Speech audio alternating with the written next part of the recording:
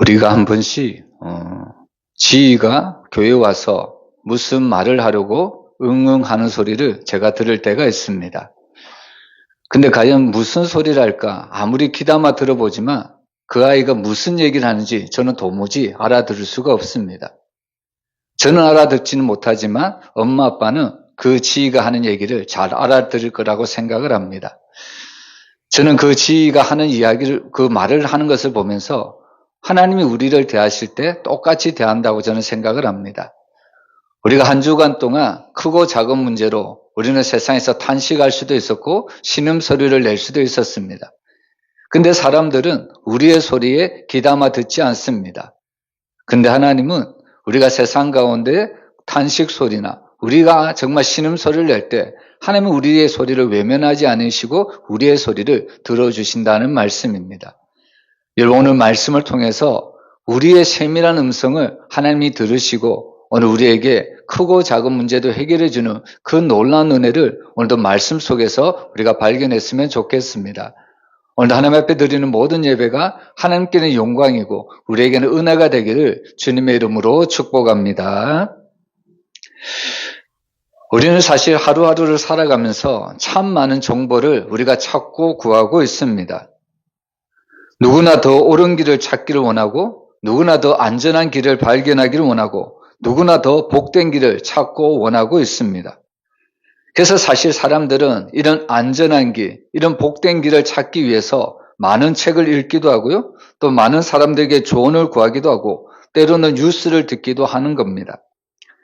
근데 정작 가장 중요한 질문은 뭐냐면 많은 사람들에게 정말 내가 지금 듣고 있는 이 말이 정말 나를 살리는 진리인가? 우리는 사실 이 말씀을 우리 속으로 스스로 질문해 봐야 합니다. 우리는 살아가면서 수없이 많은 소리를 듣고 있지만 과연 지금 내가 듣고 있는 이 소리가 나의 생명을 지키고 나의 영혼을 살리는 정말 진리의 말씀일까? 우리가 이 말씀을 우리가 귀담아 들을 필요가 있다는 겁니다. 그래서 사실 사람이란 존재는 무언가를 항상 듣고 살아가지만 그 듣는 것이 항상 옳은 것은 아니라는 겁니다. 여러분, 우리가 가끔 뉴스를 봐도요, 이 편에 있는 사람이 있고 저 편에 있는 사람이 있습니다. 누가 봐도 저 편에서 하는 말이 옳은 얘기가 아닌데도 불구하고 그 사람은 자기가 옳다고 주장하며 그 소리를 가격하게 내는 모습을 우리는 세상 뉴스 속에서 가끔씩 볼 수가 있다는 겁니다. 여러분, 이처럼 우리는 세상에서 많은 소리를 듣고 있지만 그 소리가 항상 옳은 소리는 아니라는 것을 우리가 알아야 합니다. 세상에는 항상 우리에게 진리의 길, 구원의 길이라고 우리에게 유혹을 하지만 예수님의 말씀만이, 예수님만이 우리에게 참된 진리의 길이라는 것을 우리는 깨달아야 합니다. 여러분, 사실 우리가 신앙생활을 하면서 우리는 사실 늘 하나님의 말씀을 듣고 싶은 마음은 있습니다. 그런데 문제는 뭐냐면 우리는 늘 하나님의 말씀을 듣고자 하지만 그 말씀을 막고 흐리게 만드는 힘도 동시에 작용한다는 것을 잊어서는 안 됩니다.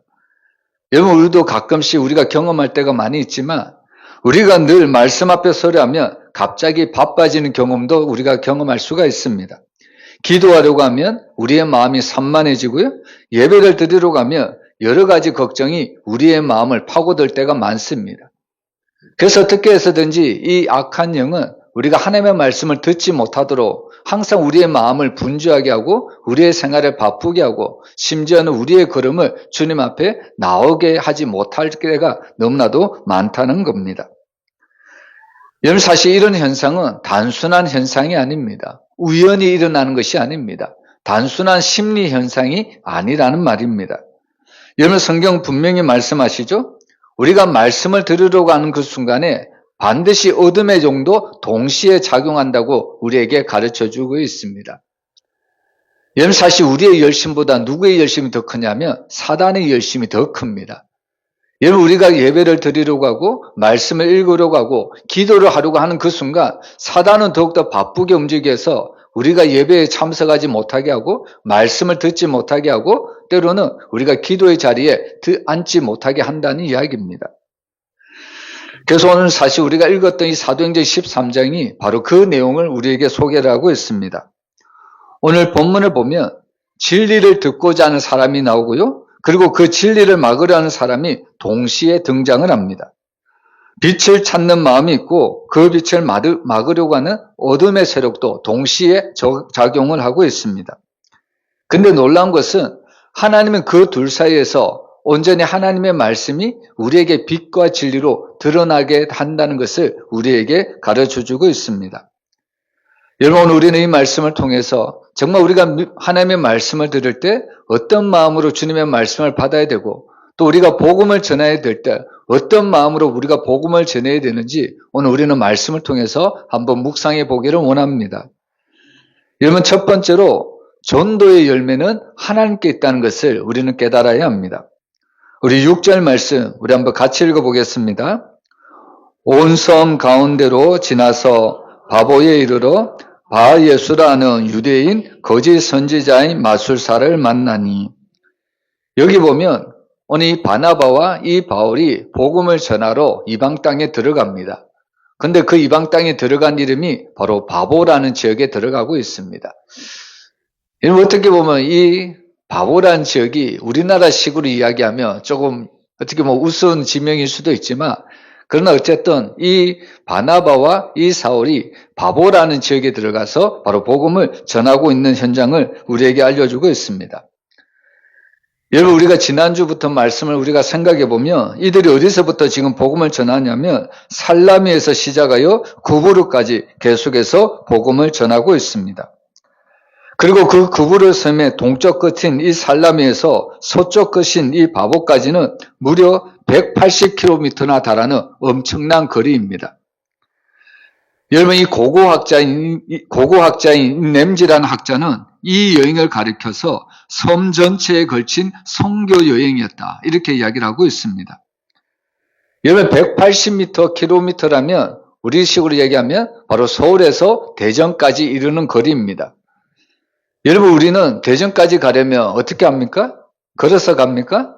대부분 뭐 KTX를 타든지 고속버스를 타고 가든지 둘 중에 하나일 겁니다. 근데 이 당시에는 KTX도 없고 고속버스도 없습니다. 그러면 이들이 서울에서 대전까지 되는 거리를 여러분 어떻게 이들이 어떻게 해서 이 바보라는 지역까지 갔을 수 있을까요? 이들은 다른 대중교통수단이 없습니다. 온전히 걸어서 이들은 바보라는 지역까지 바로 도착을 했다는 겁니다. 여러분, 그것도 그냥 그런 것이 아니라 바로 선교를 하면서 전도를 하면서 바로 이들은 구부로에서 바로 이 바보라는 지역까지 계속해서 걸으면서 복음을 전하면서 바로 이 바보라는 지역에 도착을 하게 되었다는 겁니다. 여러분, 우리는 이 사실만 생각해 봐도 이 두 사람의 선교사의 그 헌신이, 그 노력이 얼마나 큰지 우리는 감히 생각할 수도 예측할 수도 없습니다. 그러면 우리가 다시 한번 생각해 보면 이 두 사람이 그렇게 고생해서 바보까지 이르러서 선교를 했다면, 복음을 전했다면 정말로 우리가 생각할 때는 엄청난 복음의 열매를 거두었을 것이다. 엄청난 선교의 결실을 거두었을 것이다. 우리는 이렇게 생각할 수가 있습니다. 근데 오늘 본문을 보면요, 이 선교 여행 전체에서 얻은 결실은 고작 로마 총독 서기오 바울 한 사람뿐이었습니다. 여러분이 같으면 이 한 사람 때문에 여러분이 이렇게 먼 거리를 선교하며 전도하러 나갈 수 있겠습니까? 여러분, 사실 오늘 우리는 본문을 보면 얼마나 실망스러운지 모릅니다. 때로는 우리가 복음을 전하면서 바로 이런 현장을 만나면 낙심할 수밖에 없다는 겁니다. 여러분, 항상 우리가 생각할 때 바나바와 이 바울이라는 사람은 항상 선교의 열매는 많은 열매를 거둘 것이라고 생각을 하지만 오늘 본문을 보면 그렇지가 않습니다. 여러분, 이 두 사람의 선교 여행의 처기를 보면 그들 또한 복음의 결실은 미비했다는 겁니다. 아주 작았다는 겁니다. 여러분, 사실 사도행전을 보면 복음을 전하는 그들에게는 어마어마한 박해가 있었습니다. 정말 그들은 복음을 전하는 현장에 보면 극심한 반대에 부딪혔습니다. 그럼에도 불구하고 이 두 선교사의 특징이 뭐냐면 바로 반대에 부딪히든 결실이 없든 전도의 행진을 멈추지 않았다는 사실입니다. 여러분, 오늘날에도 선교의 여러 가지 전략이 있죠? 선교의 여러 가지 패러다임이 있습니다. 근데 오늘 이 바나바와 이 바울의 선교의 패러다임, 선교의 전략을 보면요, 그럼에도 불구하고 그들은 계속해서 복음을 전하는 것이 바로 그들의 선교 전략이었다는 것을 우리에게 보여주고 있습니다. 여러분, 오늘 이 두 선교사는 구브레 섬의 동쪽 끝 바로 살라미에서 서쪽 끝 바보에 이르기까지 뚜렷한 결신은 없었지만, 근데 성경을 자세히 보면 그럼에도 불구하고 그들은 실망했다는 기록이 한 구절도 나오지 않고 있습니다. 그들은 다만 그들이 가야 할 길을 갔을 뿐이라는 겁니다. 성령이 인도하시는 대로, 성령께서 지시하는 대로 그들은 온전히 순종하며 그 길을 걸어갔다는 이야기입니다. 여러분, 우리는 성경을 보면, 로마서에 보면 이런 말씀이 나오죠. 좋은 소식을 전하는 자의 발이 아름답다고 이야기하고 있습니다. 여러분, 사실 발이라는 것은 항상 냄새가 납니다.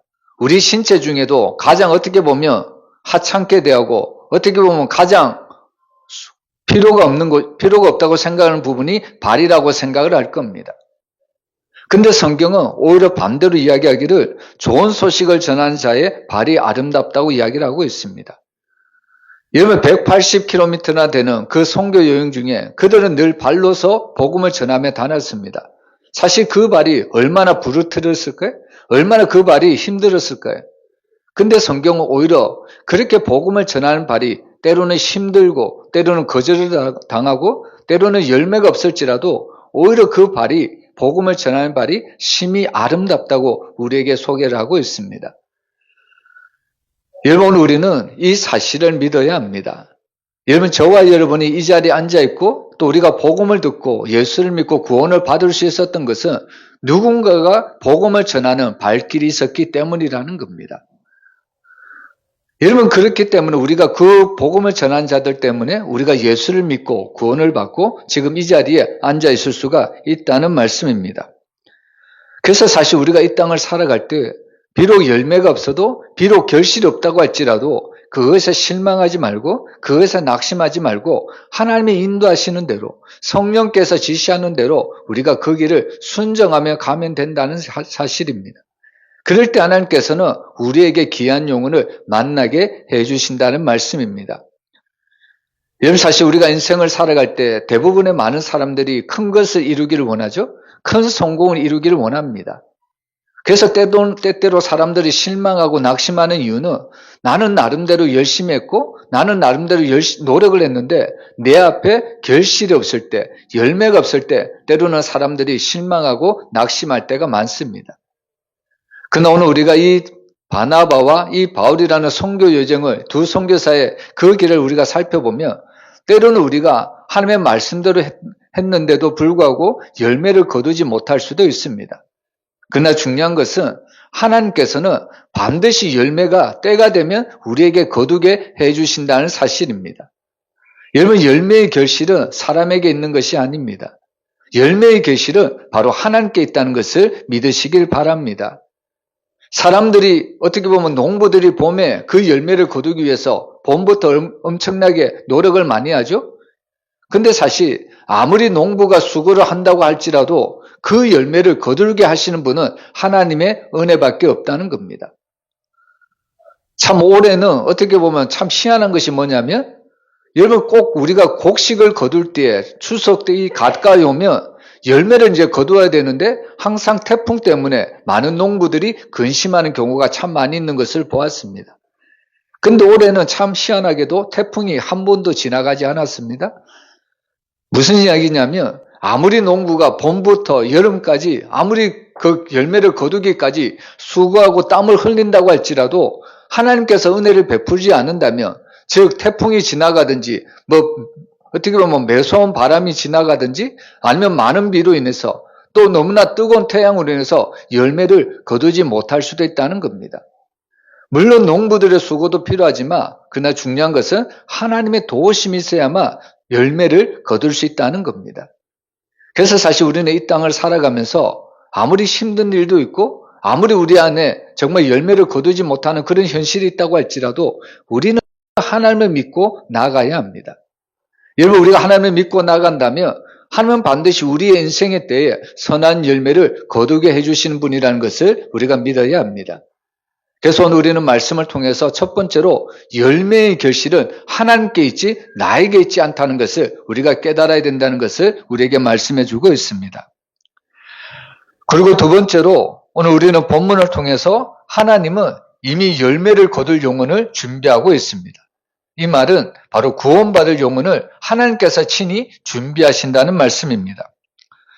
사실 우리가 신앙생활 하다 보면 참 놀라운 것을 경험할 때가 많이 있는데요.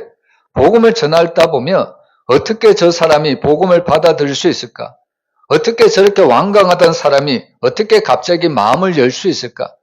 우리는 때로는 그런 모습을 보면서 너무나도 깜짝깜짝 놀랄 때가 있습니다.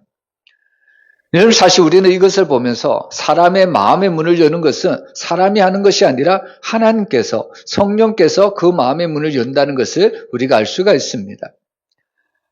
여러분, 아무리 그 세상에서 유명한 상담가나 또 유명한 사람이 말을 한다고 할지라도 여러분, 내가 그 말을 듣고 내 마음의 문을 닫아버린다면 나는 그 상담가나 아무리 그 유력한 사람의 말이라고 할지라도 그 사람이 나의 삶에 전혀 영향력을 끼치지 못하는 것을 우리가 볼 수 있습니다. 여러분, 사실 저는 말씀을 전할 기회가 많이 있지만 늘 하나님 앞에 기도하는 것이 뭐냐면요.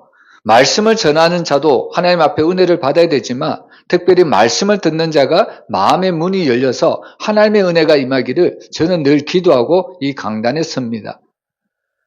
여러분, 사실 아무리 우리 한국교회도 유명한 목사님이 많고 말씀을 잘 전하는 목사님도 많이 있지만 아무리 하나님의 말씀을 잘 전하는 목사님이라고 할지라도 듣는 성도님들이 그 마음을 닫아버린다면 아무리 하나님의 은혜를 부어준다고 할지라도 그 마음이 굳게 닫히면 하나님의 은혜를 하나도 받지 못한다는 겁니다. 그래서 사실 우리는 오늘 말씀을 통해서요.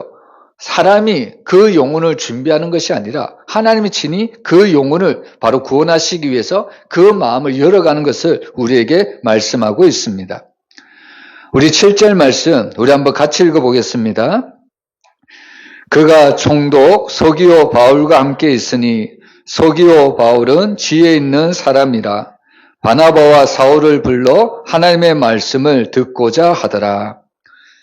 여기 보면 로마 그 제국의 한 총독 서기오 바울이라는 인물이 등장하고 있습니다. 여러분, 이 사람은 세상적으로 권세도 있고요, 학문도 있고 부족함이 없는 사람입니다. 겉으로 보면 전혀 문제가 없는 사람이고 겉으로 보면 너무나도 부러워할 만한 사람입니다. 근데 영적으로 보면 이 사람은 너무나도 영적 갈급함이 있었다는 것을 우리가 알 수가 있습니다. 우리가 요한복음 3장에 보면 바로 그 니고데모와 같은 사람이라는 것을 우리가 알 수가 있죠. 오늘 본문에 나오는 바로 서기오 바울이라는 사람이나 바로 요한복음 3장에 나오는 바로 이 니고데모 사람은 바로 겉으로 보면 전혀 부족함이 없는 사람입니다. 오히려 사람들이 부러워할 만한 사람입니다. 그런데 여러분, 사람이란 존재는 항상 육적으로만 채워진다고 나의 모든 것이 만족함을 누리는 것이 아니라는 겁니다. 여러분, 사람이란 존재는 어떤 존재일까요? 항상 사람은 존재는 바로 영적인 존재라는 것을 잊어서는 안 됩니다. 아무리 육적인 것이 채워진다고 할지라도 오히려 우리는 그 영적인 것이 가란다면 우리의 마음에는 늘 가랄 수밖에 없고 우리의 영혼은 늘 심령이 메마를 수밖에 없다는 겁니다. 그래서 시편 기자가 뭐라고 고백합니까? 사슴이 시냇물을 찾아 갈급하듯이 내 영혼의 주를 찾기에 갈급하다고 고백을 하고 있습니다. 여러분, 사실 이 사슴이라는 동물은 피가 아주 뜨거운 동물이라고 이야기를 합니다. 여러분, 그 피가 뜨거운 동물이 그 속에 있는 그 갈증을 해결하려면 바로 어떻게 보면 시냇가를 찾아 나설 수밖에 없다는 겁니다. 근데 우리가 아는 이 팔레스타인 땅은 비가 잘 오지 않는 동네입니다. 시냇가에 갔지만 비가 오지 않으므로 그 땅이 마를 수도 있다는 겁니다. 근데 오늘 이 시인은 마치 이 갈급한 이 사슴이 바로 그 목마른 사슴이 바로 시냇물을 찾아 헤매듯이 자신의 영혼이 바로 지금 그런 상태라는 것을 우리에게 말씀하고 있습니다. 여러분, 사실 이 땅을 살아가는 수많은 사람들이 있죠. 또 그러한 사람들을 보면서 때로는 나보다 좋은 환경을 가지고 나보다 좋은 배경을 가지고 살아가는 사람들을 보면서 우리는 부러워할 수도 있습니다.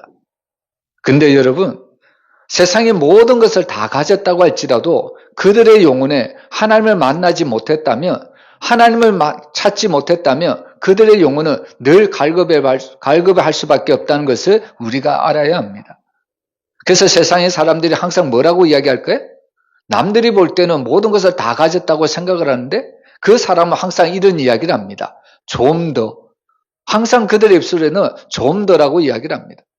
남들이 볼 때는 정말 부족함이 없어 보이는데 그럼에도 불구하고 그들은 늘 갈급함을 누리고 있다는 겁니다. 무슨 의미일까요?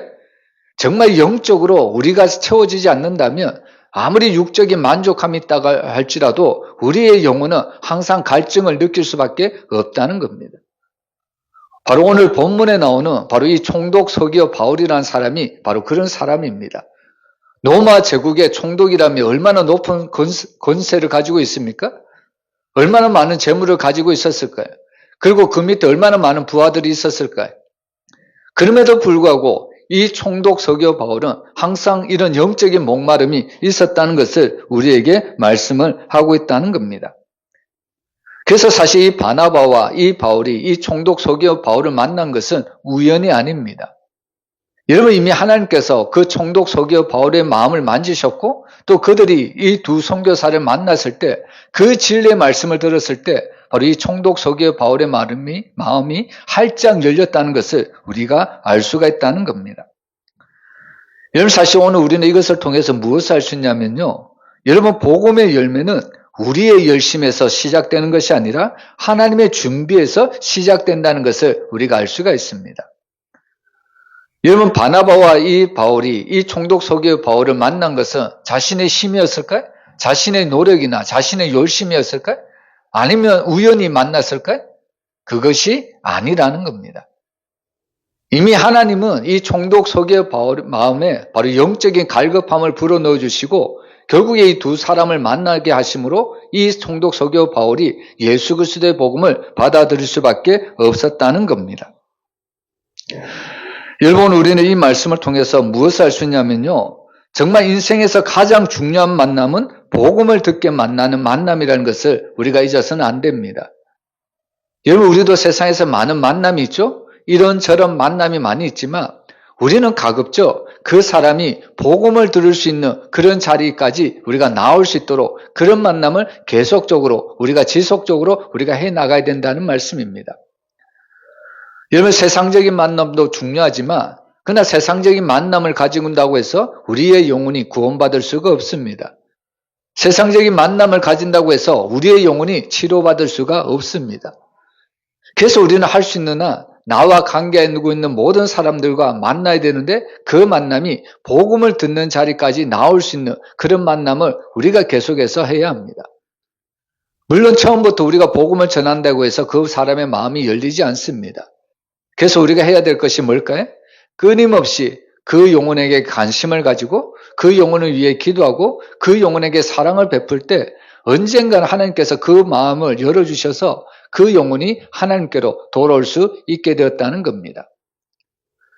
우리는 가끔 간증 집회를 통해서 하나님의 어떻게 보면 놀라운 초자연적인 역사로 그들의 영혼이 갑자기 변화된 것을 우리가 간증을 통해서 알 수가 있습니다. 근데 대부분의 사람들을 보면요, 대부분의 하나님을 믿는 성도들 보면 그런 초자연적인 역사가 아니라 어떻게 보면 자연적으로 아주 끊임없이 아주 천천히 복음을 듣고 그리고 그 복음을 듣는 자리에 앉음으로 믿음이 생기고 결국에 예수 그리스도를 인격적으로 만나고 그리고 그 예수 그리스도만이 나의 진정한 구원자라는 믿음의 자리까지 나오게 된다는 겁니다.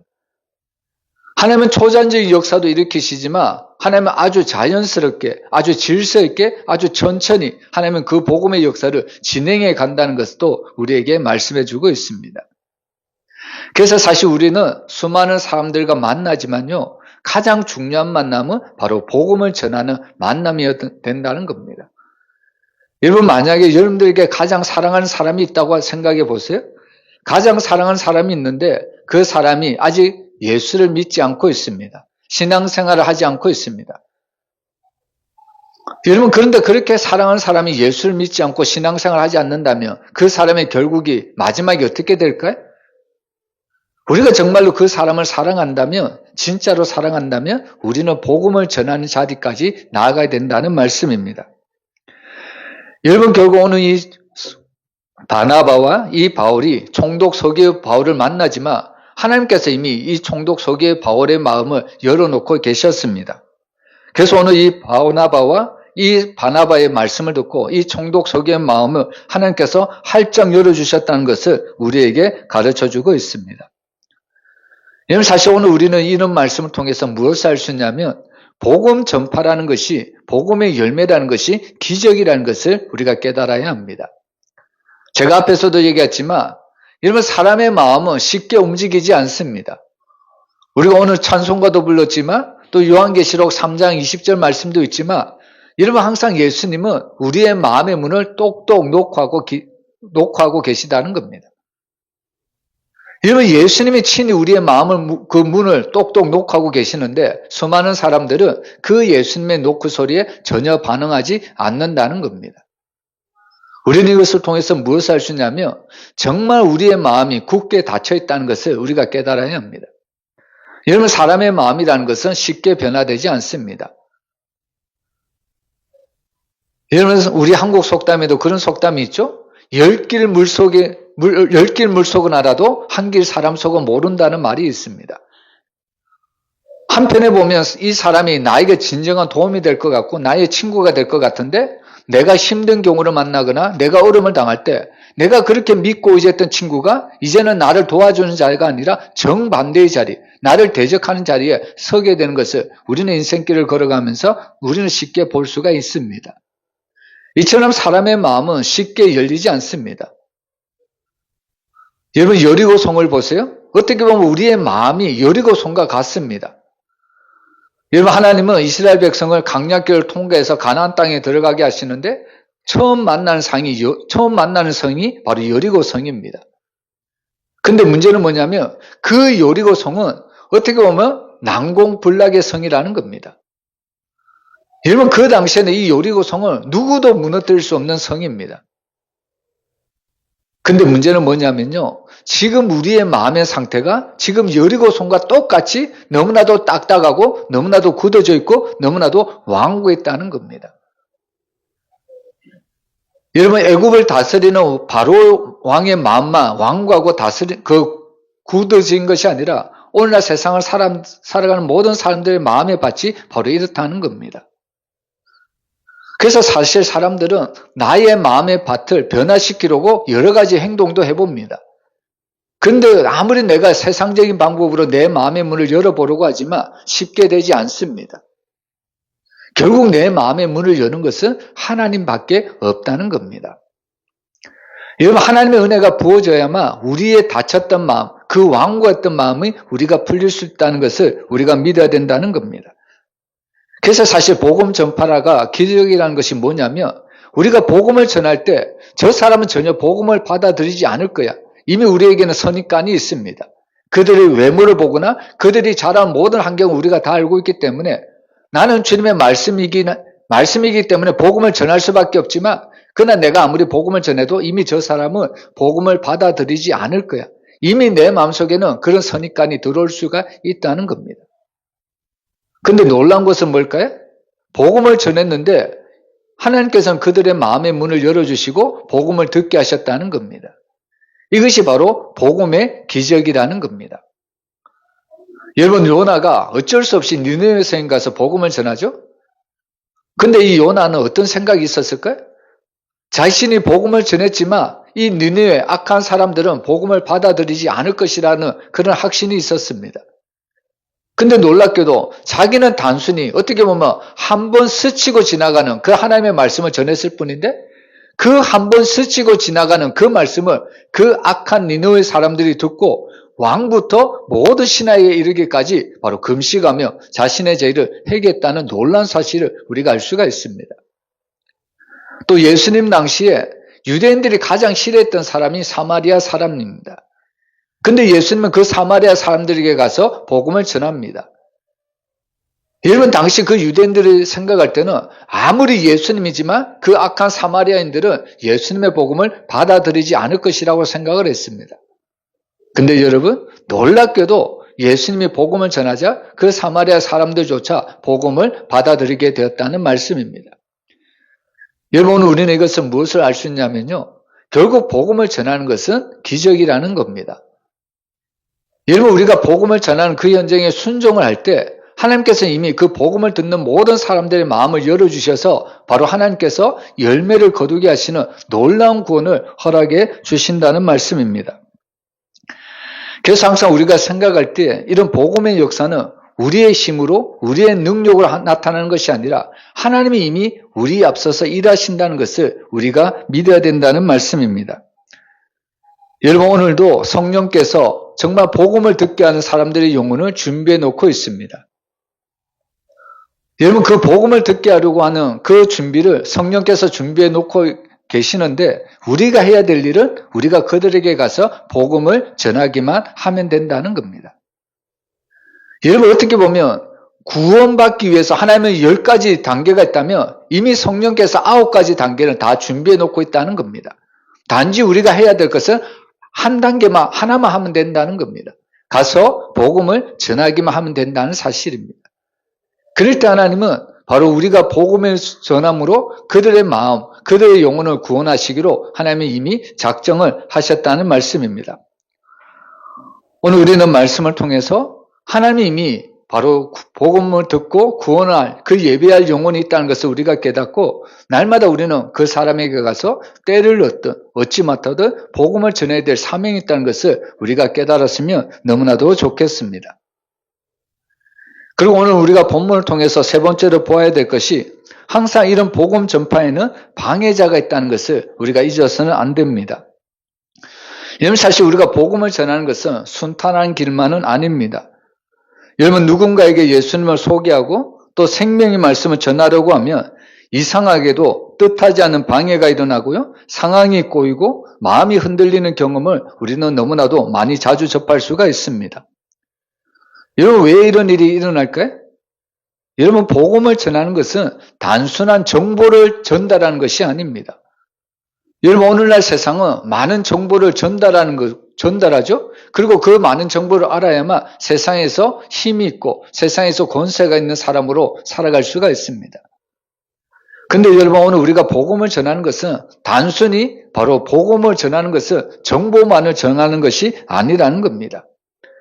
여러분, 정말 복음이라는 것이 뭘까요? 그 사람의 영혼을 살리는 하나님의 능력이라는 것을 우리가 잊어서는 안 된다는 겁니다.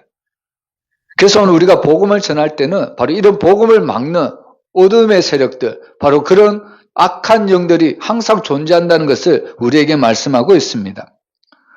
오늘 본문에 보면 하나님이 서기오 바울이라는 총독도 준비해 놓으셨지만 그를 복음으로부터 끊어놓으려고 하는 방해자가 있었다는 겁니다. 여러분, 그 말술사, 그 엘루마의 이름이 뭐였습니까? 바예수라고 이야기하고 있습니다. 여러분, 이 바예수라는 이름의 뜻이 뭐냐면 구원의 아들이라는 뜻입니다. 무슨 이야기냐면 이 마술사는 마치 자신이 구원의 아들인 것처럼 행세를 했다는 겁니다. 여러분, 이 땅에는 마치 자신이 예수인 것처럼, 마치 자신이 하나님의 아들인 것처럼 행세하는 많은 무리들이 있죠. 특별히 이단들의 교주들이 그렇습니다. 마치 자기들이 하나님이 보내신 바로 예수를 대신하여 이 땅에 구원자로 온 것처럼 사람들을 속이고 기망하고 있습니다. 여러분, 오늘 본문에 등장하는 이 바예수가 바로 자신이 마치 구원의 아들인 것처럼 자신의 말을 듣고 자신의 말을 따라야만, 자신을 믿어야만 바로 모든 사람들이 구원을 받을 수 있다고 세상 사람들을 속였다는 이야기입니다. 근데 오늘 10절을 보면 바울은 이러한 엘루마를 향해서 뭐라고 이야기하냐면 이르되 모든 거짓과 악행이 가득한 자요 마귀의 자식이요 모든 의의 원수요 주의 바른 길을 굳게 하기를 거치지 아니하겠느냐라고 이야기하고 있습니다. 이 바예수라는 이름은 예수처럼 보이지만 실상은 바로 복음의 반대편에 선 사람이라는 것을 우리에게 가르쳐주고 있습니다. 겉으로 보면 교회를 위하는 것 같고 겉으로 보면 성도를 위하는 것처럼 보이지만 그 실상은 어떻게 해서든지 그들을 교회에서 멀어지게 하고 어떻게 해서든지 예수로부터 떨어지려고 하게 하는 것이 바예수의 목적이라는 겁니다. 이것이 바로 악한 영, 바로 사단이 여전히 오늘날도 활개치고 믿는 성도들을 할 수만 있는 대로 미혹해 하려고 하는 사단의 전략이라는 말씀입니다. 여러분, 사실 이 마귀라는 존재는요, 대어놓고 믿지 마라 이렇게 이야기하지 않습니다. 여러분, 마귀는 처음부터 우리를 하나님으로부터, 예수님으로부터, 교회로부터 떨어지게 만들지 않는다는 겁니다. 여러분, 이 마귀라는 존재는 아주 서서히 우리에게 다가오는 것을 볼 수가 있습니다. 여러분, 오늘날의 육신의 질병 중에 가장 큰 질병이 있다면 암이라는 존재겠죠? 근데 이 암이 여러분 어떻게 생깁니까? 한순간에 생깁니까? 단번에 생깁니까? 그렇지 않죠? 이 암이라는 존재도 나도 모르는 사이에 아주 서서히 들어오기 시작합니다. 여러분, 아주 서서히 들어오고 나의 몸을 아주 천천히 망가뜨린다는 겁니다. 그래서 어느 순간 난 단순히 감기라고 생각해서 이제 병원에 가서 치료를 받으라고 했는데 의사는 청천벽력과 같은 사망 선고를 내립니다. 당신은 무슨 암? 사기입니다. 당신은 오래 살지 못할 것이니까 이제 삶을 조용히 정리하십시오. 이렇게 이야기를 했다는 겁니다. 여러분, 만약에 이 암이라는 존재가, 이 나쁜 병이 나에게 갑자기 어떻게 보면 단번에 찾아왔다면, 내가 아주 크게 아팠다면 내가 처음부터 그 암을 조심하고 그 암을 대처해 나갔을 겁니다. 근데 문제는 뭘까요? 이 암이 아주 천천히 내 몸에 들어와서 이제는 그 암을 발견했을 때 이제는 나의 손도 쓸 수도 없고 의사도 병원도 그 암에 대해서 어떤 치료도 해주지 못할 정도로 이 암이 나에게 처음에는 아주 천천히 왔다가 나중에는 아예 나의 생명을 끊으려고 한다는 말씀입니다. 그래서 마귀는 대놓고 믿지 마라. 처음부터 이렇게 이야기하지 않습니다. 뭐라고 이야기하냐면 지금은 아직 때가 아니다 하면서 천천히 우리에게 속삭이고 있다는 겁니다. 오늘 교회 안 나가면 내일 나가면 되지. 오늘 우리가 말씀을 읽지 않으면 내일 읽으면 되지. 오늘 기도하지 않으면 내일 하면 되지. 자꾸만 오늘 해야 될 것을 자꾸만 내일로 미루는 것이 사단의 전략이라는 겁니다. 여러분, 오늘 본문에 등장하는 이 마술사의 목적은 분명합니다. 여러분, 악한 사단이 하는 역할은 분명한데요. 그 역할이 뭐냐면 바로 8절을 보면 총독으로 하여금 믿지 못하게 하는 것이 바로 악한 사단의 영이 하는 목적이라는 것을 우리에게 분명히 알려주고 있습니다. 여러분, 사단이 항상 성도들을 미혹하는 것은 어떻게 해서든지 그들을 하나님으로부터, 예수님으로부터 떨어지게 하려는 것이 그들의 목적입니다. 왜 그렇게 하냐면 그렇게 해야만 그들이 구원받지 못하기 때문입니다. 여러분, 오늘 우리는 말씀을 전할 때요, 이런 복음 전파를 행할 때에 반드시 이런 복음 전파의 방해자가 있다는 것을 우리가 잊어서는 안 됩니다. 그래서 성경은 베드로전서 5장 8절에 보면 근신하라 깨어라 너희 대적마귀가 우는 사자같이 두루다니며 삼킬 자를 찾는다고 이야기를 하고 있습니다. 여러분, 항상 사단은 우리를 진리로부터 떨어뜨리려고 하고 있습니다. 어떻게 해서든지 우리를 바로 예수로부터 멀어지게 하려고 했다는 겁니다. 그러면서 사단은 우리에게 마치 선물을 주는 것처럼 우리에게 세상적인 성공을 보장한다고 이야기합니다. 세상적인 권세를 주겠다고 이야기를 합니다. 우리가 살아가는 모든 의식주의 문제를 사단은 해결해 주겠다고 우리에게 마치 약속하는 것처럼 보입니다.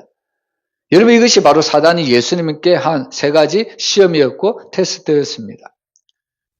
근데 이 세상의 사람들은 바로 이런 사단이 주는 것들이 마치 우리를 행복하게 하고 마치 우리들의 성공을 보장하는 것처럼 보이기 때문에 그 사단의 말에 속아서 넘어갈 때가 너무나도 많습니다. 근데 예수님은 그 사단의 시험을 단호히 물리치셨죠? 바로 하나님의 말씀으로 그 사단의 모든 시험을 이기셨던 것을 우리가 볼 수가 있습니다. 여러분, 결국 우리가 말씀을 붙잡는다면 아무리 우리는 이런 사단의 방해 속에서도 우리는 승리할 수밖에 없습니다. 오늘 우리가 12절 말씀 우리 한번 같이 읽어보겠습니다. 이에 총독이 그렇게 된 것을 보고 믿으며 주의 가르치심을 놀랍게 여기니라. 여기 보면 오늘 바나바와 이 바울이 총독 서기오 바울에게 복음을 전했을 때 이 총독 서기오 바울의 마음이 어떻게 보면 그 바나바에게 이 바울에게 전한 복음으로 이렇게 넘어가려고 할 때, 어떻게 보면 이 마술사는 그 총독 서기 바울이 바로 예수님을 믿지 못하도록, 그 복음을 듣지 못하도록 많은 방해를 했다는 겁니다. 결국에 이런 영적인 전쟁 속에서 과연 누가 이길 것인가? 오늘 성경은 분명히 우리에게 알려주죠? 결국 이 총독 서기 바울은 바로 바나바와 바울이 전한 복음을 듣고 예수님을 영접하게 되었다는 겁니다. 우리는 이것을 통해 무엇을 할 수 있냐면요, 이 세상을 살아갈 때 우리가 하나님의 말씀대로 살아가고 또 주의 복음을 전할 때 항상 악한 대적들이 우리 가까이 있다는 것을 우리가 잊어서는 안 됩니다. 근데 문제는 때로는 그런 방해가 우리의 삶 속에서 너무나도 크게 보일 때가 너무 많습니다. 이런 방해 속에서 우리는 주저앉을 수도 있고 낙심할 수도 있고 절망할 수도 있다는 겁니다. 그건 오늘 하나님의 말씀은 무엇이냐면, 그럼에도 불구하고 끝까지 주님의 말씀을 붙드는 자는 결국 승리의 삶을 살게 된다는 것을 우리에게 말씀하고 있다는 겁니다. 여러분, 우리는 말씀을 통해서 항상 복음 전파의 현장에는 두 가지 흐름이 있다는 것을 우리에게 말씀해 주고 있습니다. 복음을 전하는 현장에는 한편에는 바로 하나님이 준비하신 영혼이 있고, 또 다른 한편에는 그 영혼이 구원받지 못하도록 마음을 닫아버리게 하는, 방해하는 세력들이 있다는 겁니다. 근데 오늘 우리에게 들려주는 것은 뭐냐면, 항상 이런 두 세력 속에서 사람들은 왔다 갔다 하겠지만 그럼에도 불구하고 말씀을 붙드는 자는 결국에 승리의 삶을 살아간다는 것을 우리에게 가르쳐주고 있습니다. 여러분, 우리는 말씀을 통해서 우리가 세 가지로 오늘 말씀을 보았는데요, 정말 우리가 복음을 전할 때 이 복음을 전하는 모든 열매의 결과는 하나님께 있다는 것을 우리가 믿어야 합니다. 우리가 복음을 전할 때 정말 하나님의 마음으로 우리가 복음을 전한다면 하나님이 이미 복음을 들을 만한 그 영혼을, 그 마음을 준비시키고 있다는 것을 우리에게 가르쳐주고 있습니다. 그리고 세 번째로, 우리가 복음을 전하는 현장에 아무리 이런 악한 방해자가 있다고 할지라도 그럼에도 우리가 복음을 전하는 그 현장은 하나님께서 우리에게 구원이라는 놀라운 승리를 가져다 준다는 것을 말씀하고 있습니다. 여러분, 오늘 이 말씀을 꼭 기억했으면 좋겠습니다. 여러분, 우리가 전하는 이 복음은 믿지 않는 사람들에게는 미련하게 보일 수도 있습니다. 세상으로 보면 이 복음이 하찮은 것으로, 가치 없는 것으로 보일 수도 있습니다. 그러나 우리가 전하는 복음은 성경은 분명히 기록을 하고 있습니다. 이 복음은 바로 모든 믿는 자에게 구원을 주시는 하나님의 능력이 된다고 분명히 선언하고 있습니다.